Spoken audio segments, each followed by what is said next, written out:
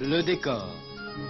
À 1000 mètres d'altitude, des steppes infinies, sans arbres, sans ondulations, où errent éternellement des troupeaux. Les hauts plateaux d'Oranie. Pour unique végétation, des touffes d'alpha et du thym sauvage. Pour unique population, des nomades, bergers ou cueilleurs d'alpha, c'est tout. Sur ces immenses étendues, de rares points d'eau au débit inégal, ou quelques puits creusés autrefois par la Légion et trop souvent ensablés ou taris. Le problème, c'est donc l'eau. La solution, multiplier les points d'eau, établir un réseau de puits tel que la journée de marche d'un troupeau puisse le conduire de l'un à l'autre. Solution parfaite, solution facile. Reste seulement à creuser les puits. C'est là que commence l'aventure, car c'est une aventure qu'aller chercher l'eau où elle est. Une aventure de creuser un puits, une aventure qui joue plus encore que sur le fer des outils et la science des techniciens, sur les bras des 5 hommes qui partent, sur leurs nerfs, sur leur misère d'exilés.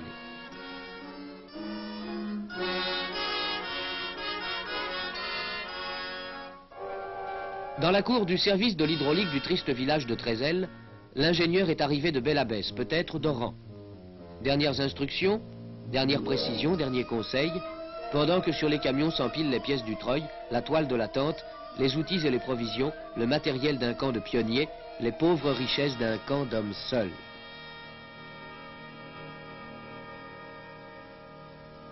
Et voici les hommes. Bartolo, Mohamed, Adou, Carmona, Valero, Valero, Valero! On sait bien qu'on laisse toujours quelque chose derrière soi.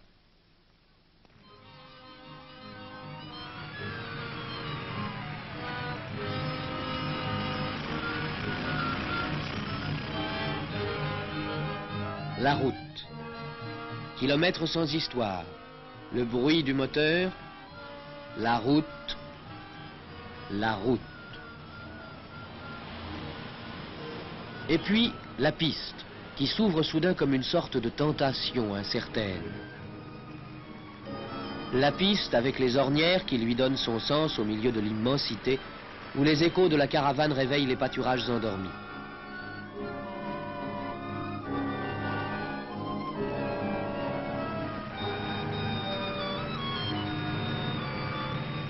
Il a fallu bientôt quitter la piste pour rouler sur la steppe elle-même. Et tout à coup, c'est là. Ici, selon les pronostics et les études de terrain, la nappe d'eau doit être touchée à 60 mètres de profondeur.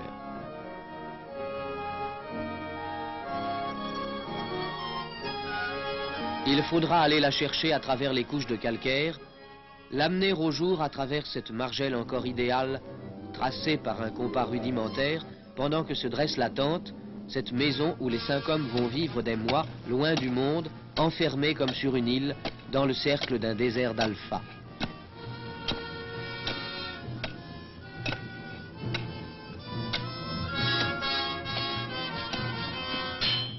La maison de toile sera l'abri total, le château fort, le grenier. L'eau dans la cuve, le vin dans son tonneau tiendront ici une place d'honneur.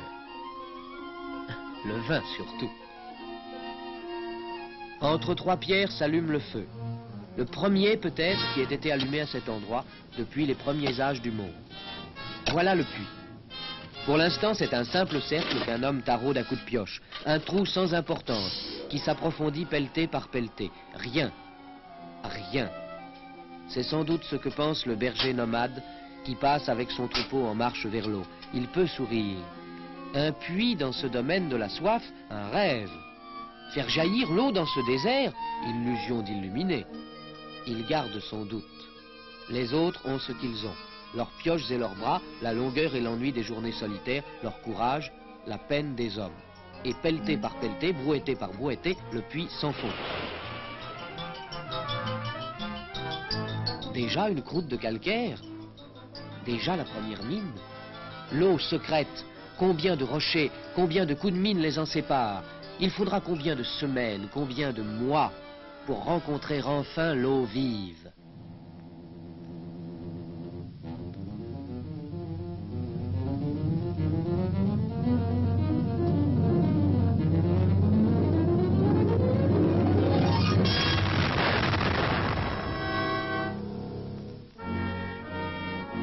Premier camion de briques.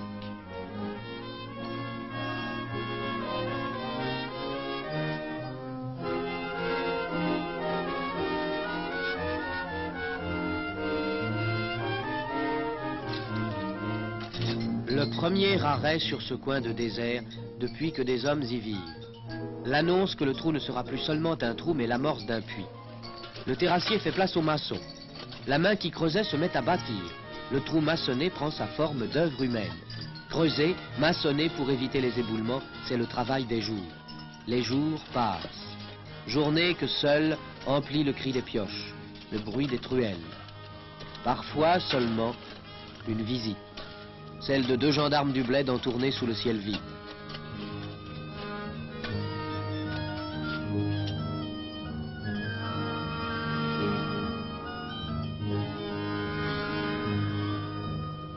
Journée solitaire. Une tente au milieu du désert. Le bruit de la brouette qui déverse un paquet de gravats. Un jour, il faut monter le treuil. Le puits s'enfonce. L'ascenseur monte et descend sans distinction, hommes et gravats.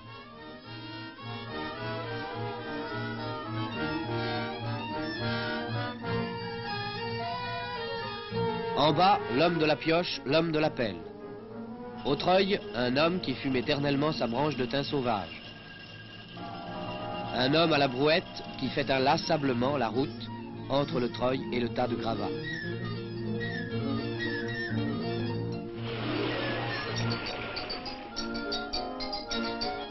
Chaque jour, le tas de déblais s'allonge, s'élargit, se hausse. Chaque jour, le puits s'approfondit de toute cette substance de terre et de cailloux. Chaque jour, répète les mêmes gestes. Bartolo fait la cuisine du groupe. Pauvre cuisine. Hier, morue et pois chiches. Aujourd'hui, haricots et morue. Demain, non.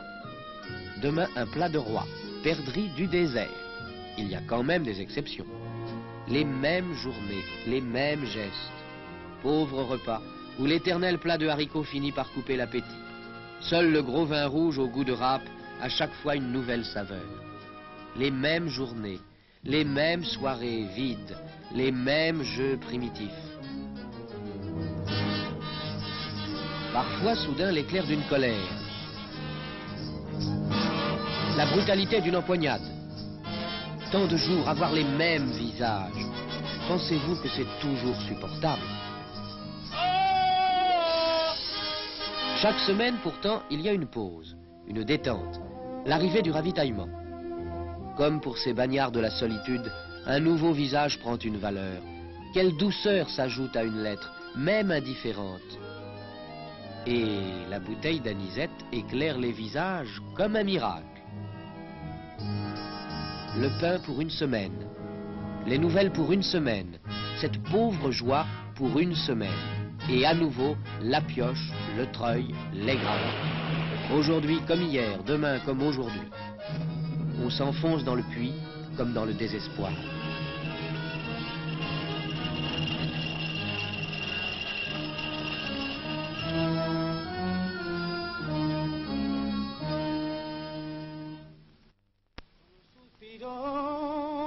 La vie passe.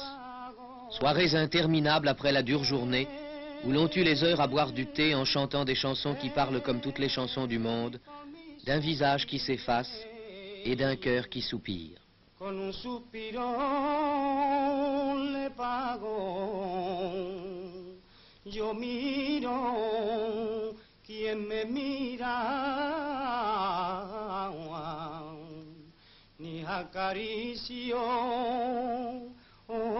ni alabo, ya que por mí suspiré.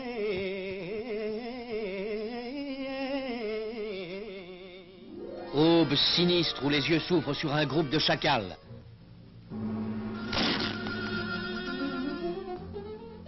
Matin glacé où Bartolo va tout de suite constater si le poulailler est bien au complet.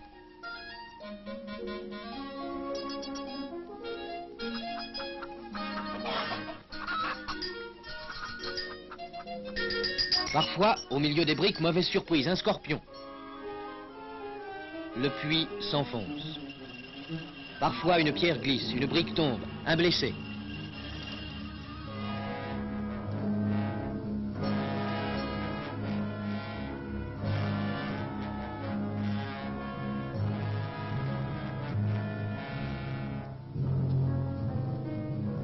Les jours passent.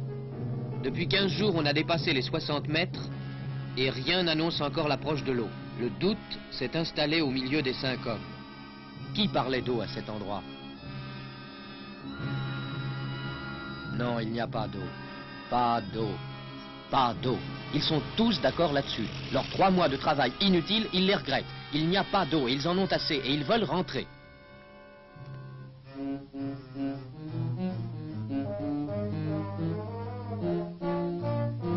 Même la nature est d'accord avec eux. La couche de pierre n'en finit pas. On peut creuser jusqu'au centre de la Terre, il n'y a pas d'eau. Si, non, si.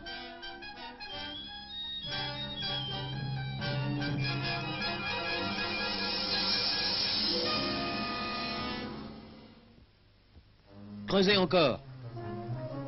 Creusez, pourquoi? Enfin, de la peine pour rien.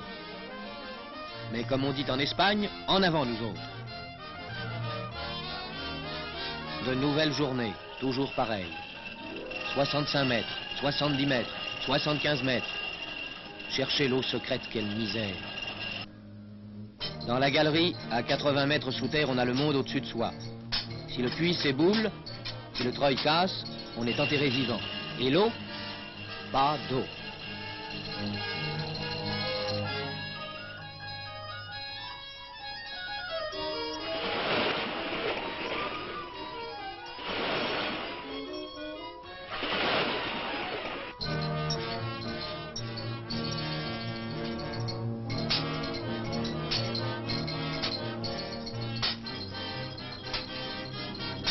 Et tout d'un coup, l'eau s'ouvre.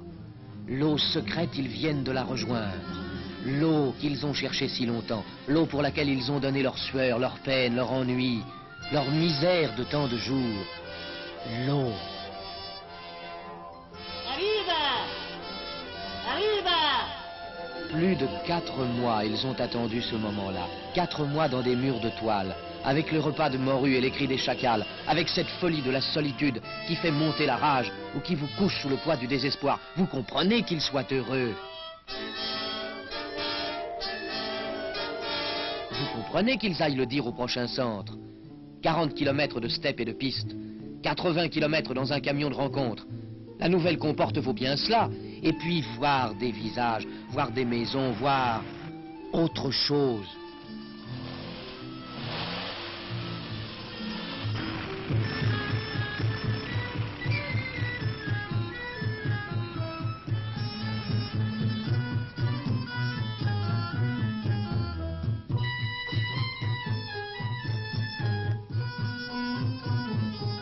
Trézel, c'est une petite ville laide autour d'un marché. Mais cette petite ville laide et ce marché rabougri, vous comprenez qu'à leurs yeux, ils apparaissent très beaux dans la lumière de cette journée d'hiver.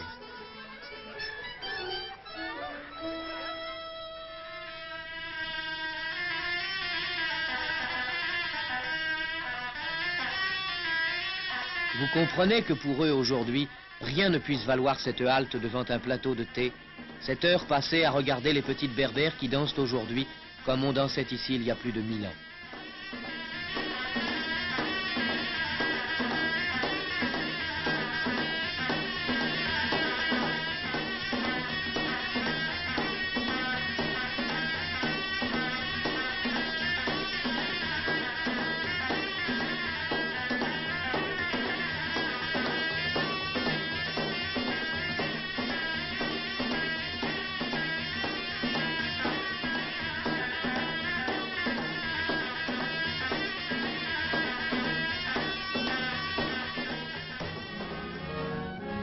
Le camp est toujours là au milieu de ces lieux de désert, auprès de l'eau qu'ils ont cherchée, qu'ils ont trouvée. De l'eau cachée qu'une pompe va maintenant tout à l'heure amener jusqu'à la surface.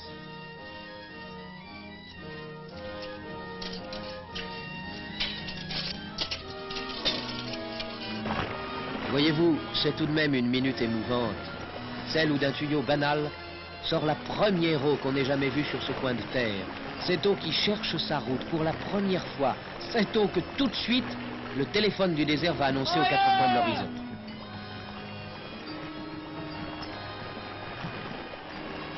Oh!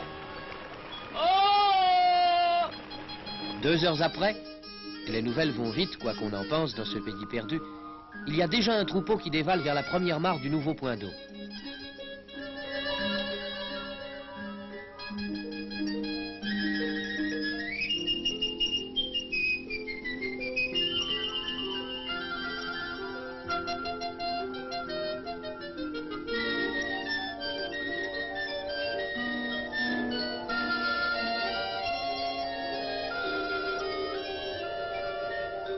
Dès le lendemain, c'est un rendez-vous. De la steppe arrivent troupeaux et familles. Des tentes se dressent, un village temporaire s'installe. Le nouveau puits prend sa place dans l'itinéraire du nomadisme pastoral. Un nom nouveau s'inscrit dans les mémoires. Un puits ici, ce n'est pas qu'un puits, c'est le nom même de la vie.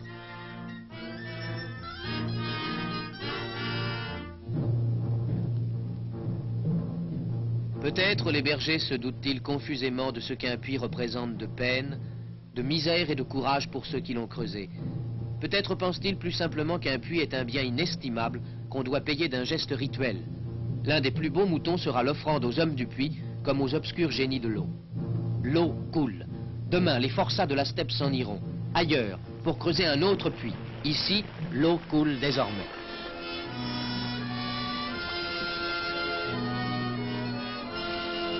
L'eau coule. La rigole de terre a fait place au bassin de pierre et de ciment. Une éolienne fait monter l'eau au rythme du vent. Du fond de l'horizon, les pasteurs aperçoivent cette roue qui leur fait signe. L'eau coule. L'eau, la vie.